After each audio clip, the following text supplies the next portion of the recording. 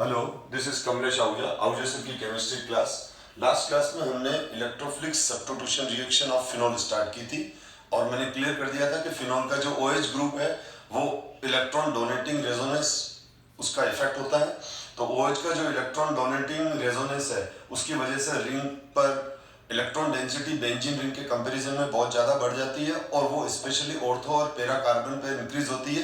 ये resonating structure और उसके रेजोनेटिंग हैबिट से हम प्रीवियस क्लास में डिस्कस कर चुके हैं। तो इस वजह से OH ग्रुप एरोमेटिक रिंग को इलेक्ट्रोफिलिक सब्स्टिट्यूशन रिएक्शन के टूवर्ड्स एक्टिव बना देता है और साथ में ऑर्थो व पैरा कार्बन पर पार्शियल नेगेटिव चार्जेस या इलेक्ट्रॉन डेंसिटी ज़्यादा हो जाती है as compare to meta carbon. तो इस वजह से फिनोल पर जो कमिंग न्यू इलेक्ट्रोफाइल है वो ऑर्थो व पैरा कार्बन पर बॉन्डेड होता है। इस वजह से अपन बोलते हैं कि OH ग्रुप एरोमेटिक रिंग की रिएक्टिविटी को इंक्रीज करता है। OH ग्रुप की वजह से ही आने वाला इलेक्ट्रोफाइल ऑर्थो और पैरा कार्बन पर बॉन्ड बनाता है। इस वजह से हम OH ग्रुप को activating and ortho para directing group कहते हैं। प्रीवियस क्लास में हमने डिस्कस किया था नाइट्रेशन में मैंने बताया था कि जब हम डाइल्यूट HNO3 के साथ फिनोल को रिएक्ट कराते हैं तो ऑर्थो और पैरा नाइट्रोफिनोल बनते हैं और ऑर्थो और पैरा नाइट्रोफिनोल में ऑर्थो नाइट्रोफिनोल में तो इंट्रामोलिकुलर हाइड्रोजन बॉन्डिंग होती है इस तरह से और पैरा नाइट्रोफिनोल के अंदर इंटरमोलिकुलर हाइड्रोजन बॉन्डिंग होती है। इस वजह से जो ऑर्थो नाइट्रोफिनोल है वो मोर वोलेटाइल है क्योंकि ऑर्थो नाइट्रोफिनोल में इंट्रामोलिकुलर हाइड्रोजन बॉन्डिंग होने की वजह से उसके मॉलिक्यूल इजीली एस्केप हो जाते हैं और पैरा नाइट्रोफिनोल में इंटरमोलिकुलर हाइड्रोजन बॉन्डिंग होने की वजह से उसके मॉलिक्यूल्स एक दूसरे के साथ मॉलिक्यूलर एसोसिएटेड रहते हैं और वो इजीली वोलेटाइल नहीं है। फिर अगर हम ये फिनोल का रिएक्शन जब हम कंसंट्रेटेड HNO3 से कराएं या फिर हम ये कहें कि फिनोल का जो रिएक्शन है वो हम कंसंट्रेटेड HNO3 की प्रेजेंस में अगर रिएक्शन करवाते हैं तो फिनोल जो देता है डाइल्यूट से तो ऑर्थो और पैरा नाइट्रोफिनोल देता है और इससे हमारे को दे देगा ये 2,4,6 try nitrophenol. It gives 2,4,6 try nitrophenol और ये 2,4,6 ट्राई नाइट्रोफिनोल में 3 NO2 आने की वजह से इस फिनोल की एसिडिक स्ट्रेंथ बहुत ज़्यादा बढ़ जाती है और एसिडिक स्ट्रेंथ बहुत ज़्यादा बढ़ने की वजह से ये सिंगल फिनोल है जो कि सोडियम बाइकार्बोनेट टेस्ट देता है। बाकी कोई भी फिनोल सोडियम बाइकार्बोनेट टेस्ट नहीं देता है लेकिन केवल 2,4,6 trinitrophenol except this phenol picric acid इसीलिए इसको बोलते हैं क्योंकि इन तीनों NO2 की वजह से OH का जो एसिडिक स्ट्रेंथ है वो बहुत ज़्यादा बढ़ जाता है। इस वजह से ये सोडियम बाइकार्बोनेट टेस्ट देता है और जब सोडियम बाइकार्बोनेट टेस्ट देगा तो 2,4,6 ट्राइनाइट्रो फिनोऑक्साइड आयन और साथ में तेजी से CO2 गैस निकलती है और ये CO2 गैस झाग के रूप में बाहर निकलती है जिसको हम इंग्लिश में या केमिकल टर्म उसकी बोलते हैं BRICK ब्रिक्स इफरवेंसिस। यानी वही है कि बहुत तेजी से जैसे कोल्ड ड्रिंक की बोतल को अगर हम शेक करके ओपन करते हैं तो उस केस के अंदर वो एकदम तेजी से झाग बाहर आते हैं, उसी तरह से ये CO2 तेजी से बाहर आती है। तो ये हमेशा ध्यान रखना कि फिनोल का जब हम कंसंट्रेटेड H2SO4 की प्रेजेंस में रिएक्ट कराते हैं तो 2,4,6 ट्राइनाइट्रोफिनोल बनता है और जो कि ज़्यादा एसिडिक है जो कि सोडियम बाइकार्बोनेट टेस्ट देता है। लेकिन हमेशा ध्यान रखना फिनोल्स कभी भी सोडियम बाइकार्बोनेट टेस्ट नहीं देते हैं, चाहे ऑर्थो नाइट्रोफिनोल हो, चाहे पैरा नाइट्रोफिनोल हो, चाहे 2,4-डाई नाइट्रोफिनोल हो, चाहे कोई भी दूसरा फिनोल हो। केवल एक ही फिनोल जिसका जो एक्सेप्शन है ये वाला, ये ही हमारे को क्या देगा, सोडियम बाइकार्बोनेट टेस्ट। और हम इसकी जगह साथ में अगर हम कंसंट्रेटेड H2SO4 भी ले लें तो भी पिक्रिक एसिड ही बनता है। तो picric acid direct concentrated H2SO4 picric acid direct concentrated HNO3 से भी बन जाता है, लेकिन कंसंट्रेटेड H2SO4 पहले डालकर और फिर वापस HNO3 से ट्रीट करें तो भी पिक्रिक एसिड बन जाता है। तो आप H2SO4 अगर कभी एग्जाम में लिखा हुआ हो एरो पर, ठीक है, इस तरह से लिखा हुआ हो तो आप कंफ्यूजन मत करना, क्योंकि concentrated H2SO4 in presence HNO3 भी आपको picric acid as a product मिलेगा। तो पर एनसीईआरटी बुक में कंसंट्रेटेड HNO3 ही दिया हुआ है। अब ये तो हमने डिस्कस किया फिनोल का नाइट्रेशन, और फिनोल के नाइट्रेशन के बाद हम आगे डिस्कस कर रहे हैं। इसके अंदर बुक के अंदर एनसीईआरटी बुक में एक क्वेश्चन है, उसको हम पहले क्लियर कर लेते हैं, फिर आगे बढ़ते हैं। तो ये देखो, write the structures of the major product expected from the following reactions. Mono nitration of three methyl phenol. तो सबसे पहले मैं 3-मिथाइल फिनोल का फॉर्मूला लिख लेता हूं। ये हो गया हमारा 3-मिथाइल, ये हो गया हमारा 3-मिथाइल फिनोल। मैं क्लियर कर दूं कि OH ग्रुप भी ऑर्थो पैरा डायरेक्टिंग है और इधर से CH3 ग्रुप भी ऑर्थो पैरा डायरेक्टिंग है। मतलब मेरे कहने का मतलब ये है कि अगर मैं जैसे ये टॉलिन है, तो टॉलिन का जैसे कोई भी इलेक्ट्रोफिलिक सब्स्टिट्यूशन रिएक्शन करा रहा हूं, फॉर एग्जांपल मैं टॉलिन का कंसंट्रेटेड H2SO4 प्लस HNO3, क्योंकि कंसंट्रेटेड H2SO4 प्लस HNO3 इसको हम नाइट्रेटिंग मिक्सचर बोलते हैं। क्या बोलते हैं? नाइट्रेटिंग मिक्सचर बोलते हैं। और ये दोनों रिएक्ट करके नाइट्रोनियम आयन इलेक्ट्रोफाइल जनरेट करते हैं।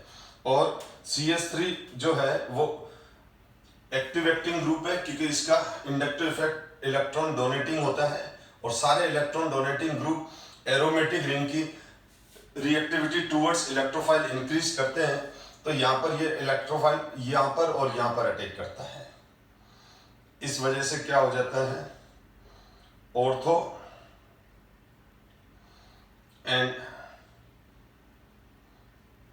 पैरा पोजीशन पर ortho nitrophenol and para nitrophenol, sorry, ortho nitrotoluene and para nitrotoluene बनता है। यानी इसी तरह से अगर मैं Cl2 क्लोरीनेशन करता, अगर मैं क्या करता है यहाँ पर बेटा क्लोरीनेशन करता, ठीक है, टॉलिन का अगर मैं क्लोरीनेशन करता तो मिल जाता Cl2 प्लस AlCl3, और इस केस के अंदर Cl प्लस अटैक करेगा। इस केस के अंदर कौन अटैक करेगा? क्लोरोनियम आयन, क्योंकि ये रिएक्ट करके क्लोरोनियम आयन बनाते हैं, और ऑर्थो और पैरा कार्बन पर क्लोरीन आ जाएगा। तो टॉलिन का जब क्लोरीनेशन करेंगे Cl2 इन प्रेजेंस AlCl3, तो ऑर्थो क्लोरोटॉलिन एंड पैरा क्लोरोटॉलिन बनेगा। नाइट्रेशन करेंगे तो ortho nitrophenol and para nitro, sorry, जब नाइट्रेशन टॉलिन का करेंगे तो ortho nitrotoluene and para nitrotoluene बनता है। तो मैं सबसे पहले ये क्लियर कर दिया कि यहाँ पर ये जो हमारा OH ग्रुप है, ये जो हमारा OH ग्रुप है, और ये दोनों CH3, ये भी ऑर्थो पैरा डायरेक्टिंग है, ये भी ऑर्थो और पैरा पर ही इलेक्ट्रोफाइल को डायरेक्ट करेगा, और ये भी ऑर्थो और पैरा पे डायरेक्ट करेगा। अगर मैं इस OH के रेस्पेक्ट में इस OH के ऑर्थो देखूं, इस OH के ऑर्थो ये रहे, अच्छा, इस मिथाइल के अगर ऑर्थो देखूं तो ये रहे, ठीक है। तो मिथाइल भी ऑर्थो, ये मिथाइल, इस ये दोनों मिथाइल के रेस्पेक्ट में ऑर्थो है, और ये दोनों OH के रेस्पेक्ट में ऑर्थो है, यानी ये एक कॉमन ऑर्थो हो गया यहां पर भी और यहां पर भी।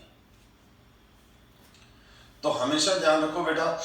अच्छा, अब ये इसके सामने वाला पैरा, ये पैरा, इसका मतलब अगर ये वाला जो मॉलिक्यूल है 3-मिथाइल फिनोल, तो ये जो 3-मिथाइल फिनोल है बेटा, तो ये है हमारा 3-मिथाइल फिनोल, दिस इज 3-मिथाइल फिनोल। अब 3-मिथाइल फिनोल में मैंने जहां पर ब्लैक डॉट लगा दिए हैं, ये वाले, कमिंग इलेक्ट्रोफाइल यहीं पर ही आएगा, कमिंग इलेक्ट्रोफाइल यहीं पर ही आएगा। और जब कमिंग इलेक्ट्रोफाइल यहां पर आएगा तो इस केस के अंदर क्या होगा, इन दोनों, अब ये देखो, ठीक है, तो यहां पर क्या होगा, जो मोनो नाइट्रेशन है, तो आने वाला नया इलेक्ट्रोफाइल, यानी आने वाला NO2 प्लस, आने वाला NO2 जो आने वाला NO2 प्लस है, क्योंकि नाइट्रोजन में कौन अटैक करता है, मैंने आपको बताया NO2 प्लस, तो वो यहाँ पर भी अटैक कर सकता है, यहाँ पर भी अटैक कर सकता है और यहाँ पर भी कर सकता है, यानी तीनों का मिक्सचर ऑफ प्रोडक्ट मिलेगा, तीनों का मिक्सचर ऑफ प्रोडक्ट मिलेगा। तो जब यहाँ पर अटैक करेगा तो यहाँ पर देखो जो प्रोडक्ट मिलेंगे हमारे पास वो ये मिलेंगे।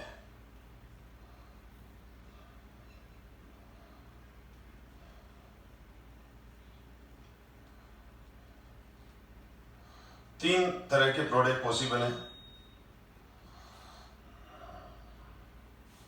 तो इसमें तीन तरह के प्रोडक्ट कौन से पॉसिबल हो गए, और यहां पर CH3 ग्रुप ऑलरेडी है,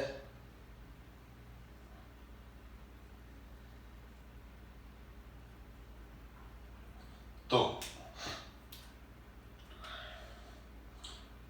नंबर 1 ये वाला, नंबर 2 ये वाला, नंबर 3 ये वाला। तो नंबर 1 ये वाला, यानी आने वाला NO2 यहां पर, और नंबर 2 आने वाला NO2 यहां पर, और नंबर 3 आने वाला NO2 यहां पर।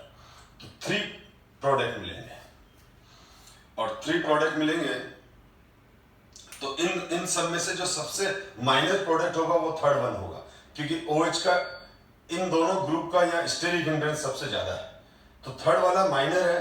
तो बहुत बार कुछ बुक्स इसको इग्नोर करती है, पर अगर आपसे कोई पूछे ना पॉसिबल प्रोडक्ट कितने हैं, तो ये पॉसिबल प्रोडक्ट 3 है बेटा, ठीक है ना, पॉसिबल प्रोडक्ट 3 हैं। तो क्योंकि इनके तीनों मॉलिक्यूल अलग अलग है, अगर हम तीनों की नेमिंग करेंगे तो ये डिफरेंट आएगी। तो आपसे कोई पूछे कि जब हम 3 मिथाइल फिनोल का, ये रहा 3 methyl phenol, this is the 3 methyl phenol, तो 3 मिथाइल फिनोल का जब हम 3 मिथाइल फिनोल का जब हम क्या करते हैं, नाइट्रेशन करते हैं, तो टोटल पॉसिबल प्रोडक्ट 3 हैं। अब इसके नीचे आप माइनर लिख देना और रीजन लिख देना कि इसमें दोनों तरफ OH आने की वजह से ये वाला जो ऑर्थो कार्बन है, इस ऑर्थो कार्बन पर स्टेरिक हिंड्रेंस सबसे ज्यादा है, तो NO2 प्लस को अटैक करने में सबसे ज्यादा मुश्किल यही आती है। और यहाँ फिर भी ये अटैक कर लेगा, यहाँ फिर भी ये अटैक कर लेगा, क्योंकि इन दोनों पर स्टेरिक हिंड्रेंस नियरली सेम है। यहाँ पर इस पेरा पोजीशन पर इस OH का पेरा या इस CH3 का ऑर्थो एक ही बात है, यानी इस पोजीशन पर एक CH3 का स्टेरिक हिंड्रेंस है, इस ऑर्थो पर एक OH का स्टेरिक हिंड्रेंस है, ये नियर आ रहा है, और इस ऑर्थो पर इन दोनों OH और CH3 दोनों का स्टेरिक हिंड्रेंस है। तो सबसे ज्यादा जो माइनर प्रोडक्ट होगा वो यहां पर अटैक होने से बनेगा, थर्ड पोजीशन, थर्ड वाला। तो टोटल पॉसिबल प्रोडक्ट 3 है, जिसमें से मेजर प्रोडक्ट इन दोनों का सिग्निफिकेंट परसेंटेज होता है। अब परसेंटेज तो प्रिडिक्ट नहीं कर सकते, लेकिन हम ये लिख सकते हैं कि इन दोनों के सिग्निफिकेंट परसेंटेज होंगे और ये माइनर होगा। अब हम इसके बाद सेकंड दे रखा है die nitration of 3 methyl phenol, die nitration of 3 methyl phenol. अब डाई नाइट्रेशन करते हैं हम, तो जब हम ये हो गया हमारा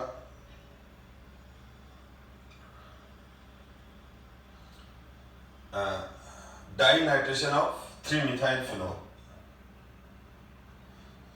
तो 2 NO2 ग्रुप जुड़ेंगे। अब 2 NO2 ग्रुप जुड़ेंगे तो यहाँ पर देखो वही जहां मैंने रेड डॉट कर दी, ये है टारगेट कार्बन, जहां पर आकर इलेक्ट्रोफाइल मतलब नाइट्रोनियम आयन अटैक करेगा, क्योंकि इन दोनों CH3 के, वो मैं अभी जस्ट डिस्कस कर ही चुका हूँ, इन दोनों CS ये और इसकी वजह से भी ऑर्थो और पेरा पे अटैक करेगा, इसकी वजह से भी ऑर्थो और पेरा पे अटैक करेगा। तो ये तीनों जहां रेड डॉट लग रहे हैं ये है टारगेट इलेक्ट्रोफाइल के, ये है टारगेट। तो अब जब हम इस पर नाइट्रेशन करते हैं तो वही कंसंट्रेटेड HNO3 ले लेंगे, और कंसंट्रेटेड HNO3 से जब हम इसको रिएक्ट कराएंगे, या फिर डाइल्यूट HNO3 से, लेकिन डाई नाइट्रेशन है ना, तो डाई नाइट्रेशन के लिए हमको कंसंट्रेटेड HNO3 लेना पड़ेगा, ठीक है। तो हम इस केस के लिए क्या लेते हैं, कंसंट्रेटेड HNO3 लेंगे और 2 बार नाइट्रेशन हो जाएगा इसका। तो अब यहां पर वही हो जाएगा, यहां पर सब ये एक अटैक, ये दूसरा और ये तीसरा, तो सबसे तो यहां पर वापस अब एक बार तो क्या होगा, अब इसमें हम प्रिडिक्ट करें तो डाई नाइट्रेशन के जो प्रोडक्ट बन जाएंगे, नंबर 1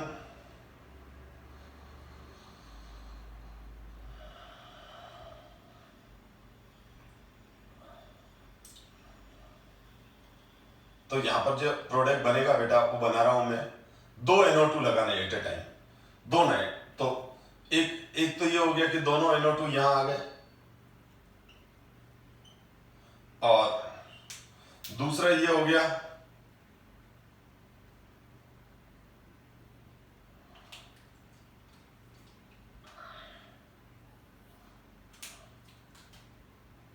ये CH3, एक NO2 यहां, एक NO2 यहां, और तीसरा जो आ गया वो ये आ जाएगा।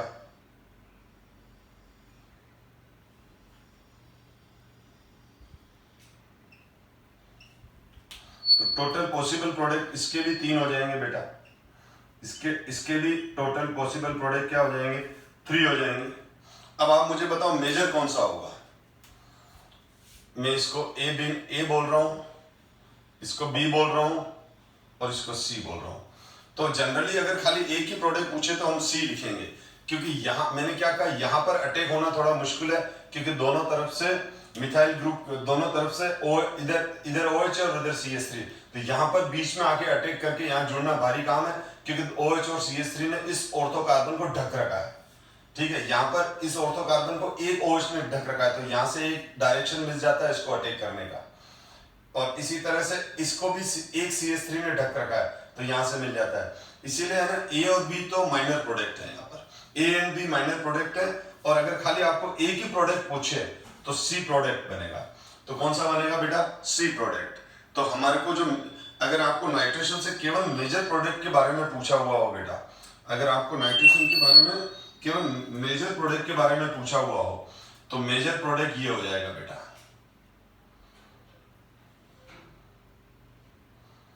ये देखो बेटा मेजर प्रोडक्ट। जब खाली आपको ये है कि आपको एक ही चॉइस पे टिक करना हो, तो फिर इस पे चॉइस करोगे, ये वाला प्रोडक्ट मिलेगा। ये दोनों हमारे, ये दोनों क्या हो जाएंगे, माइनर प्रोडक्ट हो जाएंगे, और ये वाला मेजर हो जाएगा। ये हो गया हमारे दोनों माइनर, और ये हो गया हमारा मेजर। और जब अगर आपको खाली एक ही टोटल पॉसिबल प्रोडक्ट पूछे तो 3, और अगर खाली ये पूछ ले कि खाली आपको एक ही आंसर देना है, तो आप सी वाला आंसर लिखेंगे, ये वाला लिखेंगे। तो ये हो गया di nitration of 3 methyl phenol. फिर है mono nitration of phenyl methanoate, phenyl methanoate. चलो इसको देखते हैं अपन। अब ये बुक का क्वेश्चन है बेटा, एनसीईआरटी बुक के अंदर जो एग्जांपल है ना उसका है। अब मोनो नाइट्रेशन ऑफ फिनाइल मिथेनोइड, तो एस्टर है बेटा,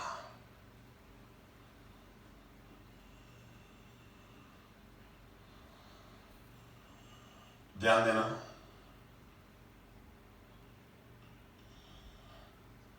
फिनाइल मिथेनोइड, तो ये फिनाइल और ये फिनाइल मिथेनोइड, क्योंकि अगर मैं इसका स्ट्रक्चर बना दूं तो इसका स्ट्रक्चर ये हो गया।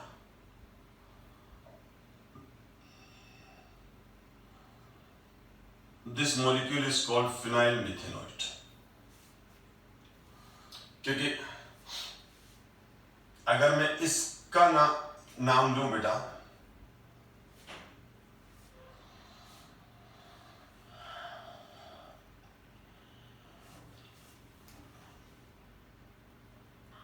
Phenyl, mono nitration of phenyl methanoate, एक minute, phenyl methanoate,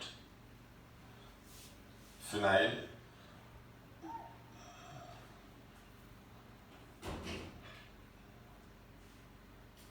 phenyl methanoate ester है। हाँ, स्ट्रक्चर गलत बन गया बेटा, एक मिनट वापस बनाता हूं। तो ये देखो, फिनाइल मिथेनोइड क्या होगा बेटा, ये होगा phenyl मिथेनोइड, this is phenyl methanoate. क्योंकि एस्टर के नेमिंग में क्या होता है, एस्टर के नेमिंग में जो ये वाला है, हमें एस्टर में अच्छे से समझ में आ जाएगा। तो ये वाला हम पहले लिखते हैं और फिर कार्बन कितना हो गया, 1 है, तो मिथेनोइड। अगर ये वाला लेता तो मैं, जैसे इसका नाम क्या हो जाएगा, इसका नाम हो जाएगा 1,2, ये क्या है, तो इसका नाम हो जाता है मिथाइल इथेनॉल। पहले नेमिंग सिखा रहा हूं इसका, ये मिथाइल इथेनॉल। और अगर मैं यहां C6H5 ले लूं यानी फिनाइल ले लूं, तो यहां पर हो जाएगा फिनाइल इथेनॉल। ठीक है, और अगर अब ये दो कार्बन है ना 1, 2, और एस्टर में जो ऑक्सीजन के साथ जो ग्रुप लगा रहता है उसको पहले लिखते हैं, ये रहा। और अगर मैं एक हाइड्रोजन यहां से हटा दूं, सॉरी एक कार्बन हटा दूं, तो अब एक ही कार्बन रहा, तो एक कार्बन को क्या बोलेंगे, मिथेनॉल। अब मेरे हिसाब से आपको नाम समझ में आ गया कि फिनाइल मिथेनॉल का फॉर्मूला क्या है। ठीक है, तो फिनाइल मिथेनॉल में ऑक्सीजन के साथ सीधा फिनाइल ग्रुप जुड़ा हुआ है। तो अब मैं इस फिनाइल मिथेनॉल जो ऊपर लिखा हुआ है, ये रहा रिंग, तो मैं इस रिंग को बना रहा हूं, ये रिंग बना दिया। अब इस रिंग के साथ ये ऑक्सीजन, ये C डबल बॉन्ड O और H, दिस इज द, ये मैंने इसका स्ट्रक्चर बना दिया। अब यहां पर ये देखो ऑक्सीजन पे लोन पेयर है, पाई बॉन्ड इधर है, तो इसका मतलब ही नहीं। अब ये जो ऑक्सीजन है, ये ऑक्सीजन का जो लोन पेयर है वो अंदर डिलोकलाइज होगा ऑर्थो और पेरा कार्बन्स पर। इसका मतलब ये भी ऑर्थो पेरा डायरेक्टिंग हो गया। यहां पर सीधी बात है, फिनॉल में क्या होता है बेटा, फिनॉल में अगर हम फिनॉल को कंपेयर करें तो फिनॉल ये होता है,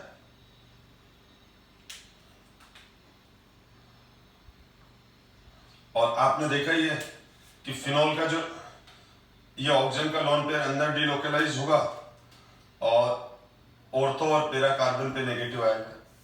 अब आप देखो इस हाइड्रोजन की जगह यहां पर क्या आ गया है, इस हाइड्रोजन की जगह ये आ गया, तो उसका कोई फर्क नहीं पड़ेगा। ठीक है ना, फिनॉल में इस H की जगह ये ग्रुप है, ठीक है, बाकी तो ये ऑक्सीजन एज इट इज है, तो ये ऑक्सीजन का तो अपना काम चालू ही रहेगा, यानी ऑक्सीजन का जो प्लस R इफेक्ट है वो तो रहना ही है। यानी इसका मतलब यहां पर भी इस एरोमेटिक रिंग पर इस ऑक्सीजन एलिमेंट का जो लोन पेयर है वो अंदर जाएगा, तो इसका मतलब ये जो ग्रुप है, जो हमारा ये वाला जो ग्रुप लगा हुआ है, इस ग्रुप का जो इफेक्ट है वो भी प्लस R इफेक्ट है, वो इलेक्ट्रॉन डेंसिटी ऑर्थो और पेरा कार्बन पे इंक्रीज करेगा। इसका मतलब ये क्लियर हो गया कि यहाँ आने वाला ग्रुप ऑर्थो और पेरा कार्बन पर अटैक करेगा। किस पर अटैक करेगा, ऑर्थो एंड पेरा कार्बन पर अटैक करेगा। तो मैं इसका ये हो गया फिनाइल मिथेनॉल। अब ये बुक का क्वेश्चन है बेटा, मैं मेरी मर्जी से क्वेश्चन नहीं करा रहा हूं, जो बुक ने बोर्ड बुक के क्वेश्चन है। अब बहुत स्टूडेंट क्या सोचते हैं कि ये सर टफ क्वेश्चन करा रहे हैं, हाई लेवल के क्वेश्चन करा रहे हैं, नहीं बेटा सब बुक के क्वेश्चन ही। और जब मैं एक्स्ट्रा एडिशनल क्वेश्चन कराता हूं तो मैं बोलता हूं ये एनसीईआरटी में नहीं है और ये खाली कॉम्पिटिटिव के लिए है, या ये एचओटी क्वेश्चन है, हाई ऑर्डर थिंकिंग क्वेश्चन है, ठीक है, बुक में तो नहीं है लेकिन मैं करा रहा हूँ, ऐसा मैं आपको गाइड करता रहता हूँ। लेकिन बुक में भी बहुत अच्छे क्वेश्चन होते हैं। तो ये हो गया बेटा। अब इसका मतलब यहाँ ऑर्थो पर, पेरा पर और ऑर्थो पर। अब मेजर प्रोडक्ट, माइनर प्रोडक्ट तो ऑर्थो के बनेंगे, ये ग्रुप और बड़ा है तो और ज्यादा माइनर हो जाएगा। और अगर नाइट्रेशन किया है अपन ने, तो हम जब नाइट्रेशन करेंगे तो NO2 प्लस आयन अटैक करेगा जब हम HNO3 यूज कर रहे हैं, तो ठीक है। तो जो मेजर प्रोडक्ट बनेगा वो कौन सा बन जाएगा, मेजर प्रोडक्ट बन जाएगा बेटा ये वाला, पेरा वाला। तो पेरा नाइट्रो, इसका आंसर हो जाएगा पेरा नाइट्रो, इसका आंसर हो जाएगा पेरा नाइट्रो फिनाइल। तो अब इसका नेम हो जाएगा, अब ये तो क्या था, फिनाइल मिथेनोलेट, और ये हो जाएगा पेरा नाइट्रो, बाकी नाम ऐसा का ऐसा, एक ही लाइन में लिखेंगे मिथेनोलेट। ठीक है बेटा, तो इस तरह से हमने यहां पर ये बुक का क्वेश्चन कंप्लीट किया और नाइट्रेशन हुआ। ठीक है, उसके बाद मैं डिस्कस कर रहा हूं ब्रोमिनेशन बेटा। जो ब्रोमिनेशन है, ब्रोमिनेशन भी यहां दो तरह से होता है। एक ब्रोमिनेशन होता है जो सीधा ब्रोमीन वाटर से रिएक्शन होता है, और दूसरा जो रिएक्शन होता है वो होता है bromine in CCl4, in bromine in CCl4। तो अब मैं डिस्कस कर रहा हूं बेटा ब्रोमिनेशन। जो भी ब्रोमिनेशन या दो तरह का है बेटा।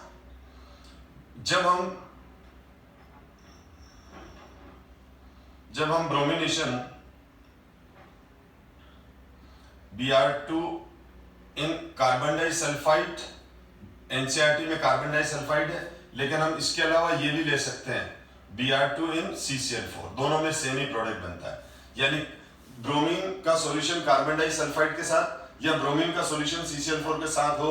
अब इसके साथ फिनोल को जब ट्रीट कराते हैं तो ऑर्थो और para bromo ortho and para bromo phenol बनते हैं। Ortho and para bromo phenol बनते हैं। तो ये ortho and para bromo phenol बनते हैं, ठीक है। तो ortho and para bromo phenol बन गए ये। और अगर यही हम फिनोल का रिएक्शन ब्रोमीन वाटर से करते हैं तो ब्रोमीन वाटर में ब्रोमीन आयोनाइज हो जाता है, फास्ट आयोनाइज हो जाता है। और ब्रोमीन वाटर के अंदर जो प्रोडक्ट बनता है बेटा, अब ये आपको याद रखना पड़ेगा कि ब्रोमीन जब कार्बन डाइसल्फाइड की प्रेजेंस में रिएक्शन करेगा तो ortho and para bromo phenol बनेगा, और ब्रोमीन वाटर से रिएक्शन करेगा तो 2,4,6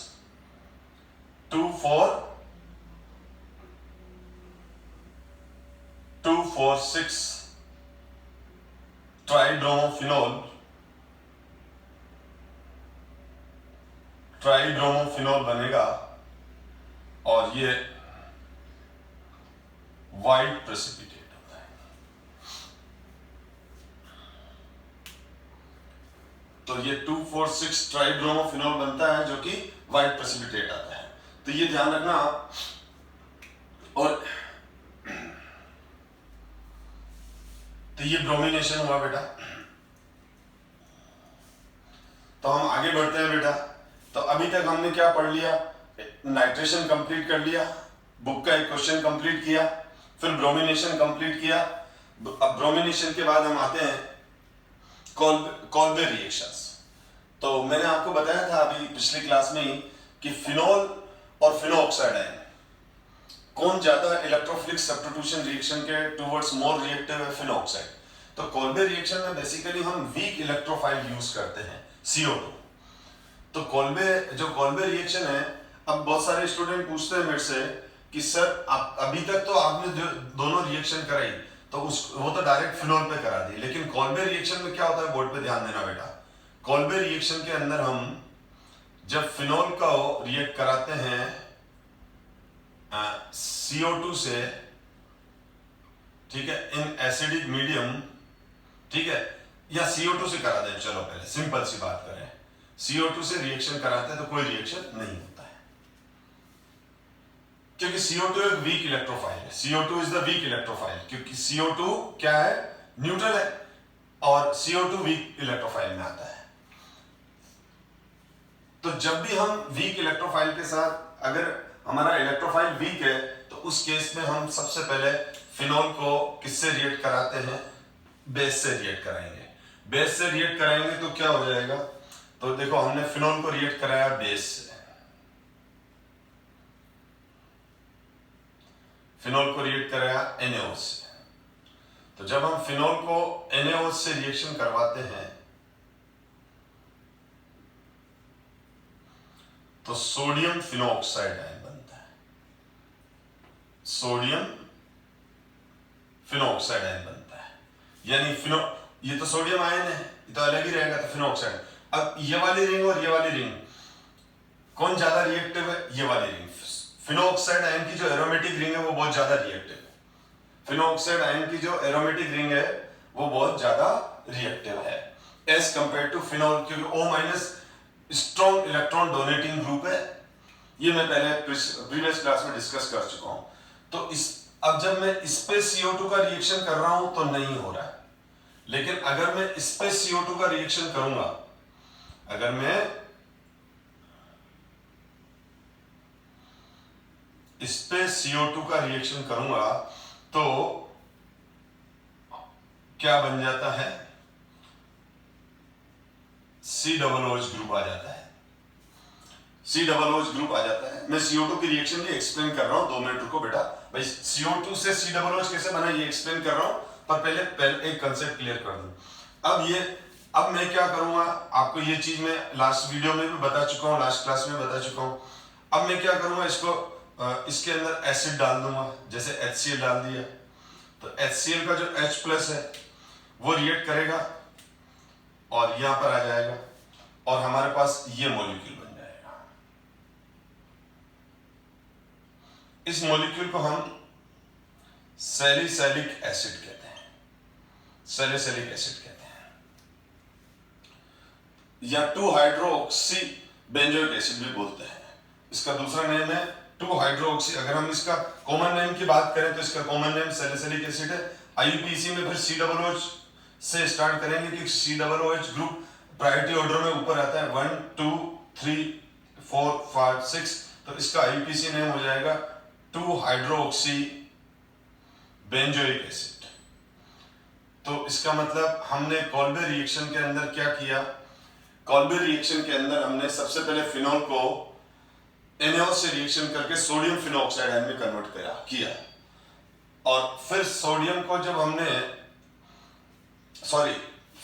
हमने NaOH से रिएक्शन करके इसको सोडियम फिनोक्साइड आयन में कन्वर्ट किया और सोडियम फिनोक्साइड आयन बनने के बाद हमने इसको CO2 से रिएक्ट करवाया। तो CO2 वीक इलेक्ट्रोफाइल है, लेकिन ये बहुत ज्यादा रिएक्टिव होने की वजह से इसका खुद का इंटरेस्ट क्रिएट हो जाता है इसके साथ रिएक्ट करने के लिए। तो अब ये रिएक्शन हो जाती है, रिएक्शन होकर COOH CO2 जब रिएक्ट करता है तो ऑर्थो पे COOH आ जाता है। अब ऑर्थो पे COOH आने के बाद इस नेगेटिव चार्ज को न्यूट्रल करने के लिए हम क्या डाल देते हैं, कोई भी एसिड, जैसे HCl डाल दिया। अब HCl डाल दिया तो हमारे पास क्या बन जाएगा, सैलिसिलिक एसिड। तो ये हमारी कॉल्बे, इस रिएक्शन को हम क्या बोलते हैं, कॉल्बे रिएक्शन बोलते हैं। और सैलिसिलिक एसिड जो है एक इंपॉर्टेंट फार्मास्यूटिकल मेडिकल इंडस्ट्री में काम आने वाला मॉलिक्यूल है।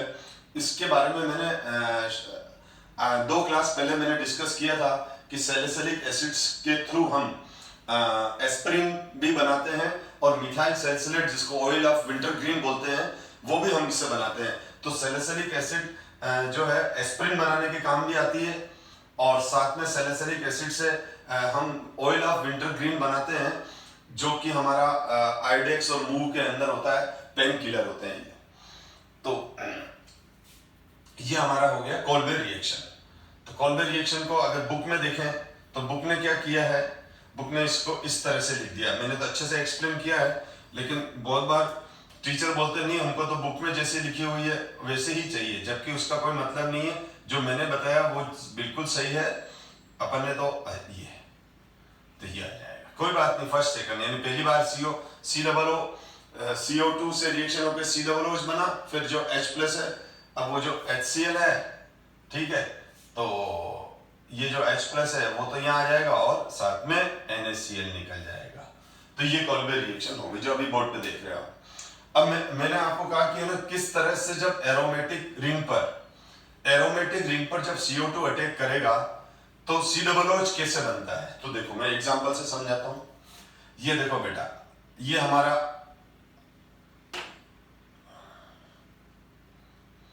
एरोमेटिक रिंग पर पॉजिटिव चार्ज अटैक करता है, तो ये हमारे पास CO2 है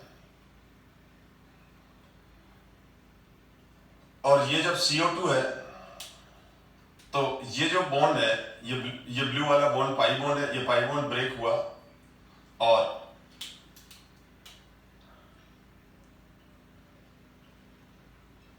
C पर प्लस O पर माइनस, ठीक है, यानी ये एक पाई बॉन्ड टूट जाता है। अब ये कार्बोनियम आयन किस तरह से अटैक करेगा, इलेक्ट्रोफाइल की तरह, ठीक है। तो अगर ये फिनॉल होगा तो ऑर्थो पैरा पे आ जाएगा और सिंपल बेंजीन है तो कहीं पे भी अटैक कराओ। तो मैं बेंजीन से एक्सप्लेन कर रहा हूँ, ठीक है। तो ये H यहाँ आ गया, जरूरी नहीं है यहाँ कहीं पे भी लगा सकते हो बेटा। अब जैसे ये यहाँ पर आएगा तो ये इलेक्ट्रोफाइल जैसे ही कहां पर जुड़ा, ये इलेक्ट्रोफाइल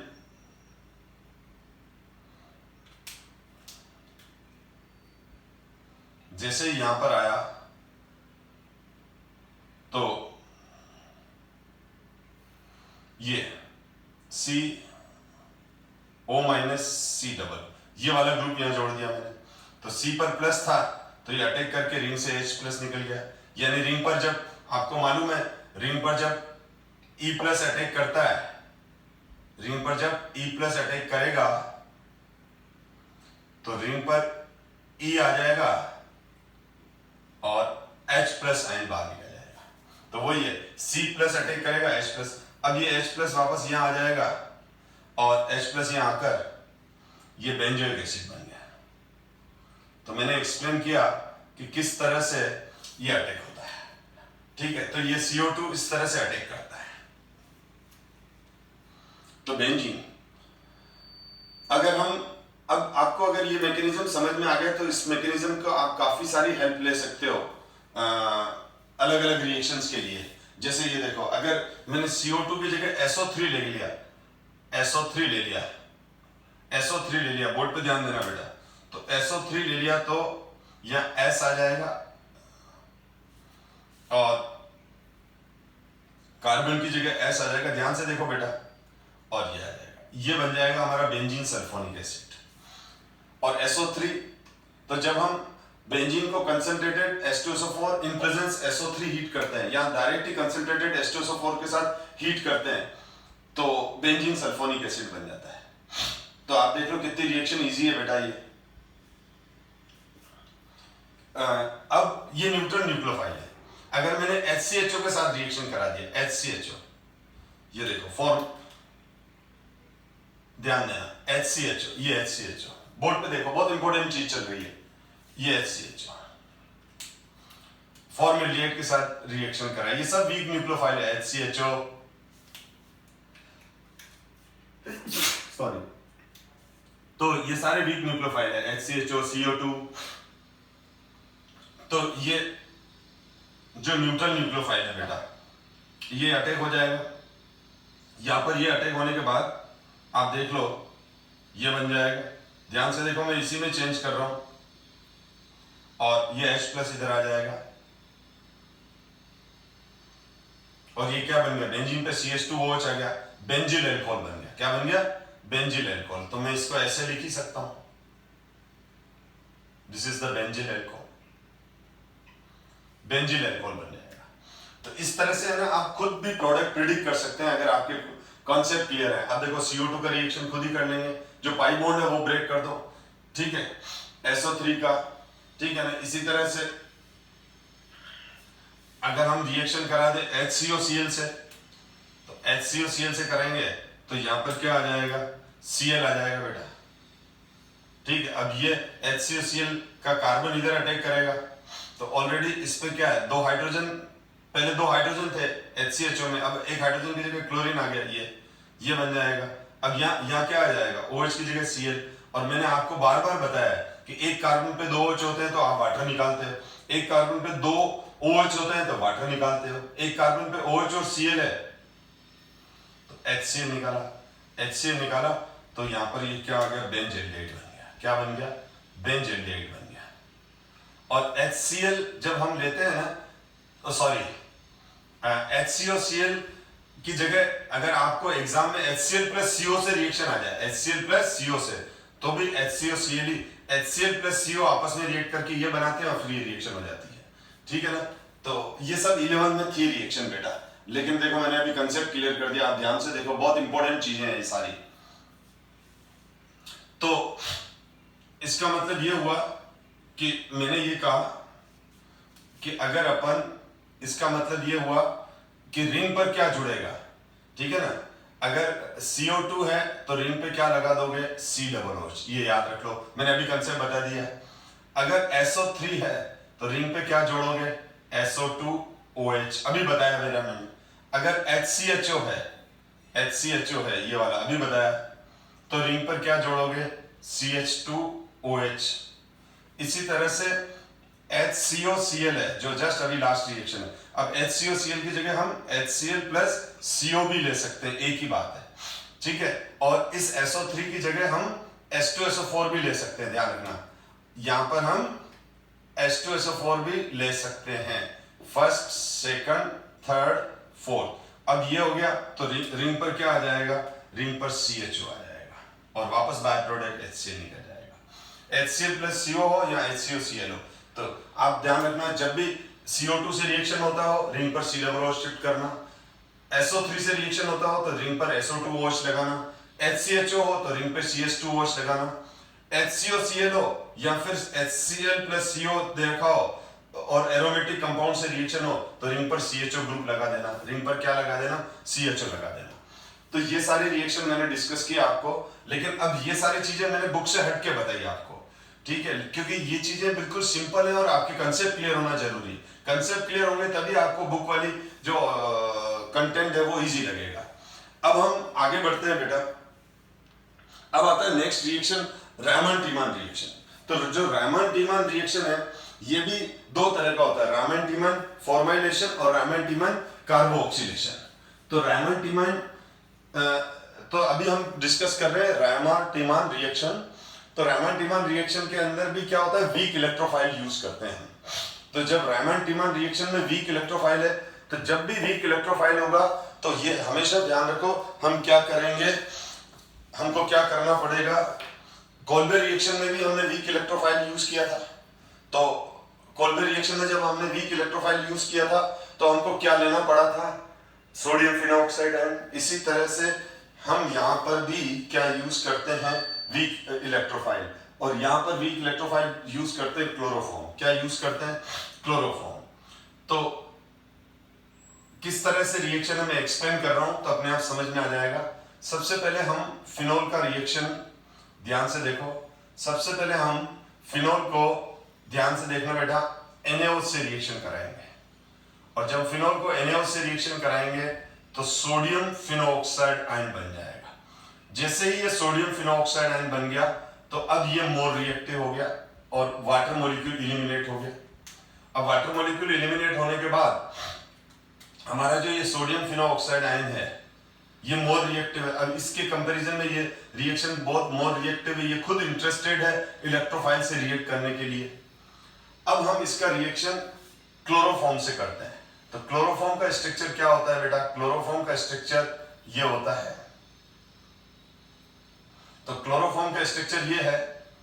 तो मैं क्लोरोफॉर्म के अंदर अगर एक क्लोरीन हटा दूं तो क्या बन जाएगा, CH2Cl प्लस और Cl माइनस बन जाएगा। बात समझ में आ गई। ये जो क्लोरोफॉर्म मैंने यूज किया बेटा, क्लोरोफॉर्म जब मैंने यूज किया तो एक मिनट मेरे से मिस्टेक हो गई, मैं वापस क्लियर कर रहा हूं।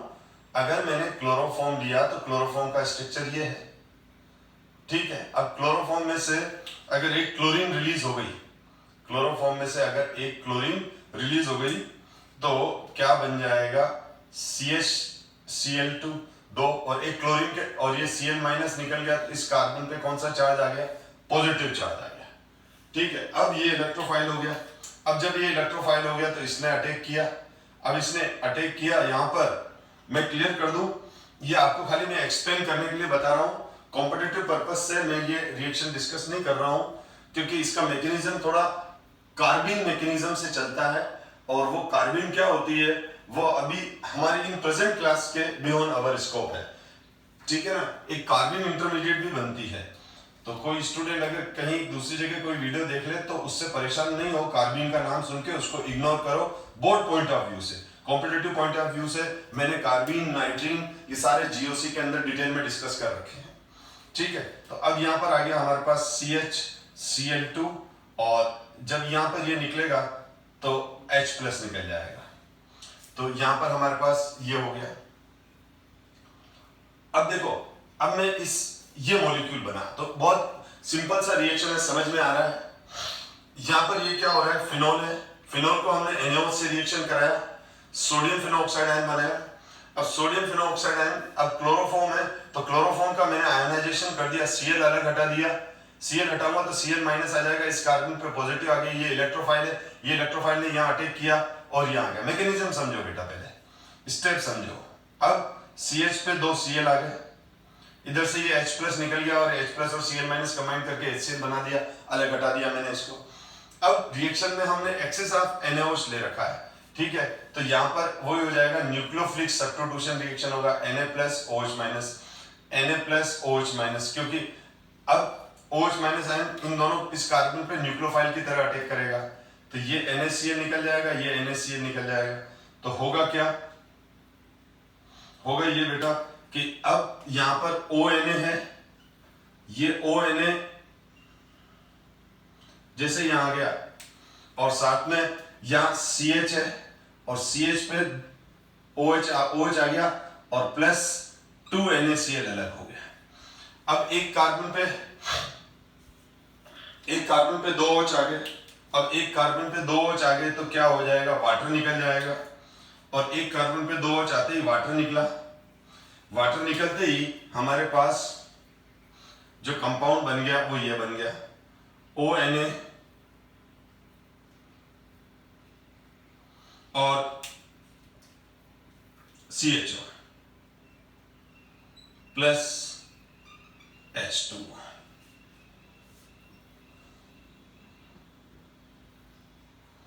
और अब ये H2O बन गया। अब इसमें वापस इस नेगेटिव को न्यूट्रल करने के लिए वापस HCl तो बन ही रहा था हमारा बाय प्रोडक्ट, तो HCl का H प्लस आयन इसको न्यूट्रल करेगा और HCl का इसका H प्लस न्यूट्रल करके जो हमारे पास प्रोडक्ट आ जाएगा वो ये आ जाएगा, यहाँ H आ गया और यहाँ CHO, ठीक, ये और ये Na प्लस अलग हो जाएगा, तो हमारे पास ये वाला प्रोडक्ट मिलेगा। इस प्रोडक्ट को हम बोलते हैं सैलिसिलिक एल्डिहाइड। इस प्रोडक्ट को हम क्या बोलते हैं, COOH होता है तो सैलिसिलिक एसिड, तो प्रीवियस रिएक्शन से तो सैलिसिलिक एसिड बना था और यहाँ पर COOH होता तो सैलिसिलिक एसिड, लेकिन COOH की जगह CHO है तो सैलिसिलिक एल्डिहाइड बन गया। सैलिसिलिक एल्डिहाइड स्पेलिंग होगी SALI, सुन लो बेटा, जगह नहीं है तो लिख नहीं रहा हूं, स्पेलिंग सुन लो, SALICYLADEY,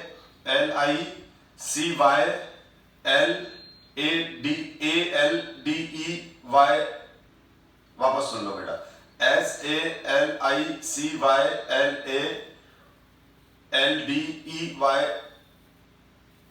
अरे यार लिख ही देता हूं, तो यहां लिख देता हूं मैं, ये वहां पर SLIC एल्डिहाइड, ये सैलिसिलिक एल्डिहाइड बनता है, ठीक है। तो यहां पर सैलिसिलिक एल्डिहाइड बनता है, तो इसको बोलते हैं रायमंड-टिमाइन कार्बो फॉर्माइलेशन रिएक्शन, क्योंकि CHO ग्रुप को हम फॉर्माइल ग्रुप भी बोलते हैं। CHO ग्रुप को हम क्या भी बोलते हैं बेटा, CHO ग्रुप को हम फॉर्माइल ग्रुप भी बोलते हैं। कौन सा ग्रुप बोलते हैं, formyl. CHO group is also called formyl group, तो ये फॉर्माइल ग्रुप होता है। अब रायमंड-टिमाइन रिएक्शन दो तरह की होती है बेटा, एक तो होती है रायमंड-टिमाइन फॉर्माइलेशन, तो अभी जो बोर्ड पर है वो है रायमंड-टिमाइन कौन सी, फॉर्माइलेशन, ठीक है। और दूसरी होती है रायमंड-टिमाइन रिएक्शन कार्बोक्सिलेशन, ये भी इंपॉर्टेंट है लेकिन एनसीईआरटी में नहीं है, लेकिन है ऐसी रिएक्शन, तो मैं बता देता हूं, बहुत बार कॉम्पिटिटिव एग्जाम्स में काम आती है, ठीक है। तो ये कार्बोक्सिलेशन रिएक्शन है। जो कॉम्पिटिटिव को नहीं कर रहे वीडियो को आगे फास्ट फॉरवर्ड कर दो, ठीक है। मैं अभी डिस्कस कर रहा हूं रायमंड-टिमाइन रिएक्शन कार्बोक्सिलेशन। तो कार्बोक्सिलेशन में हम CCl4 लेते हैं बस, वैसे बेटा देख लो क्योंकि बिल्कुल सेम रिएक्शन है, बिल्कुल सेम रिएक्शन है। हम इसमें NaOH और क्लोरोफॉर्म लेते हैं। पिछली वाली रिएक्शन में तो हमने NaOH और क्लोरोफॉर्म लिया था, और इस वाली रिएक्शन में NaOH और CCl4 लेते हैं, कार्बन टेट्राक्लोराइड लेते हैं। तो यहाँ पर क्या हो जाएगा, CCl3+, ठीक है, और Cl- अलग हुआ, तो यहाँ पर वो का वही हो जाएगा। अब यहाँ पर 3 क्लोरीन, यहाँ पर CCl3 आ गया ये वाला। अब जब यहाँ पर CCl3 आ गया तो ये 3 क्लोरीन आ गए, तो डेफिनेटली यहाँ पर हमारे पास बिल्कुल सेम रिएक्शन है बेटा, 3 OH आ जाएंगे, ठीक है। 3 OH आ जाएंगे तो एक तो वाटर मॉलिक्यूल निकल जाएगा और इसकी जगह क्या आ जाएगा, COOH। देखो रिएक्शन तो वैसी की वैसी है, खाली एक उसमें क्लोरोफॉर्म लिया था पिछली रिएक्शन में, और अभी प्रेजेंट रिएक्शन के अंदर CCl4 ले लिया, तो एक क्लोरीन बढ़ा दो, एक क्लोरीन बढ़ा दोगे तो यहाँ 2 OH की जगह 3 OH आ जाएंगे। 2 OH से वाटर निकल गया तो ये क्या बन जाएगा, वाटर निकलने के बाद C डबल बॉन्ड OH बन जाएगा, और ये बन जाएगा हमारा सैलिसिलिक एसिड। तो इस रिएक्शन को हम बोलते हैं रायमंड-टिमाइन कार्बोक्सिलेशन रिएक्शन। ठीक है, 10 सेकंड भी नहीं लगे, 20 सेकंड भी नहीं, ज्यादा 20 सेकंड लगे एक्सप्लेन करने में, रिएक्शन वो की वही है। तो अब आपको क्या ध्यान रखना है बेटा, अब आपको ध्यान रखना है कि जब अगर मैं रिएक्शन को शॉर्ट में एक्सप्लेन करूं तो ये रिएक्शन ये है बेटा, जब हम फिनोल का रिएक्शन हम क्लोरोफॉर्म प्लस एक्वस NaOH से कराते हैं और उसके बाद उसको एसिड से ट्रीट करेंगे तो हमारे पास बन जाएगा सैलिसिलिक एल्डिहाइड। क्या बन जाएगा? Salicylic aldehyde. डायरेक्ट बता रहा हूं, क्लोरोफॉर्म और एक्वस NaOH के साथ ट्रीट किया, रिएक्शन खत्म हुई तो लास्ट में जो फिनोक्साइड आयन बना उसको न्यूट्रल किया था H+ से। ये हो गई कार्बोक्सिलेट फॉर्माइलेशन रिएक्शन, क्योंकि इस ग्रुप को फॉर्माइल ग्रुप बोलते हैं। लेकिन अगर हमने इसकी जगह क्या ले लिया था, इसकी जगह हमने ले लिया CCl4 प्लस एक्वस KOH या NaOH, एक ही बात है बेटा, एक्वस KOH या NaOH, तो क्या हो जाएगा, ये फर्स्ट इसमें ये क्लोरोफॉर्म ये से, और सेकंड तो वही है, रिएक्शन कंप्लीट होने के बाद एसिड डालेंगे ताकि एक्सिस बेस भी न्यूट्रल हो जाए और फिनोक्साइड आयन फिनोल में कन्वर्ट हो जाए। ठीक है, तो ये हमारे पास आ जाएगा COOH, सैलिसिलिक एसिड। और तो ये ऊपर वाला रामन-टिमन फॉर्माइलेशन, नीचे वाला रामन-टिमन कार्बोक्सिलेशन रिएक्शन हुआ। ठीक है, अब इस रिएक्शन को अगर आप ध्यान से देखो तो एनसीईआरटी बुक में ये इस तरह से लिखी हुई है, तो इसको देख लो, यहां से लेके यहां तक मैंने एक्सप्लेन किया। उसके बाद बताया ये NaOH दोनों क्लोरीन को हटाएगा, एक कार्बन दो चाहेंगे, वाटर निकलेगा, फिर ये बनेगा। और उसके बाद हमने ये देखा बेटा, ये H+ आयन इस फिनोक्साइड आयन को न्यूट्रल करता है। तो इस रिएक्शन का अगर शॉर्ट में लिखूंगा मैं, वन स्टेप में अगर इस रिएक्शन को लिखूंगा तो बेटा ये यूं तो लिखूंगा कि मैंने क्या लिया है, मैंने इसमें बहुत इंपॉर्टेंट रिएक्शन है, ये एग्जाम में आती है, ये वाली फॉर्माइलेशन वाली, ये एक्वस NaOH। ठीक, ये रिएक्शन करके ये बनेगा, फिर अदर एक्सिस NaOH ले रखा है, फिर ये रिएक्शन हो गई, ये बन गया। ये बनने के बाद फिर सेकंड हम क्या लेंगे, H+ वो इस फिनोक्साइड आयन को, ये H+ आयन न्यूट्रल, ये H+ आयन इस फिनोक्साइड आयन को न्यूट्रल करेगा और क्या बना देगा, CHO बना देगा, सैलिसिलिक एल्डिहाइड बना देगा। ठीक है, तो ये हो गया हमारा रामन-टिमन फॉर्माइलेशन रिएक्शन। ठीक है, अब हम बस अब ये फिनोल की रिएक्शन कंप्लीट है, दो सिंपल सी रिएक्शन रही हुई है। जब हम देख लो आप, बस 2 मिनट में क्लास ओवर कर रहा हूं मैं। फिनोल का जब हम जिंक 10 से रिएक्शन कराते हैं, ये बहुत बहुत इंपॉर्टेंट है, सिंपल रिएक्शन है। जिंक 10 के साथ हीट करेंगे तो ये जो ऑक्सीजन है वो जिंक से रिएक्ट करके बाय प्रोडक्ट ZNO बना देती है और प्लस बेंजीन बन जाता है। क्या बन जाता है? बेंजीन बन जाता है। तो benzene, how to convert phenol to benzene, very important reaction है ये। इस रिएक्शन की एप्लीकेशंस आगे कन्वर्जन में आएगी, जो हम तब डिस्कस करेंगे जब मैं कन्वर्जन कराऊंगा। तो फिनोल का जिंक 10 से रिएक्शन पहले भी डिस्कस किया हुआ है। और फिनोल का जो ऑक्सीडेशन होता है बेटा, ये भी रिएक्शन आपको लर्न करनी है। तो ये ऑक्सीडेशन होता है sodium chromate Na2Cr2O7 and H2SO4। तो जब हम जब हम फिनोल का सोडियम डाइक्रोमेट और H2SO4 की प्रेजेंस में ऑक्सीडेशन करते हैं तो एक डार्क कलर का ये वाला कंपाउंड बनता है जिसको हम बोलते हैं बेंजोक्विनोन। क्या बोलते हैं हम इसको? It is called benzoquinone. और सिंपली बहुत बार खाली इसको क्विनोन भी बोला जाता है, लेकिन एनसीईआरटी में बेंजोक्विनोन लिखा हुआ है, लेकिन इसका दूसरा नाम क्विनोन भी है, लेकिन आप प्रिफर बेंजोक्विनोन ही करना। लेकिन अगर कहीं क्विनोन आ जाए तो क्विनोन ही बेंजोक्विनोन है, ठीक है, इन दोनों एक ही नाम है, तो बेंजोक्विनोन बनता है। तो आज वाली क्लास में यही ओवर कर रहा हूं बेटा। यहाँ हमने फिनोल की सारी रिएक्शन पढ़ी और ये दो अलग से रिएक्शन पढ़ी जो डायरेक्ट आपको लर्न करनी है। अब नेक्स्ट क्लास में मैं कुछ इंपॉर्टेंट क्वेश्चंस कराऊंगा अल्कोहल और फिनोल्स के, और फिर हम ईथर स्टार्ट करेंगे। Thank you so much my dear student.